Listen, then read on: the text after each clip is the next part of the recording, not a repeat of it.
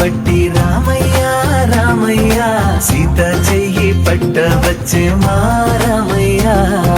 పెద్దలు వేసిన అక్షతలు, దేవుడు పంపిన దీవెనలు, ఇవిలో కుదిరిన దంపతులు ఈ చోట కలిశారు ఈ పాటికి. రారండో వేడుక చూద్దాం, ఈ సీతమ్మని రామయ్యని ఒకటిగా చేసేద్దాం, ఆడేద్దాం.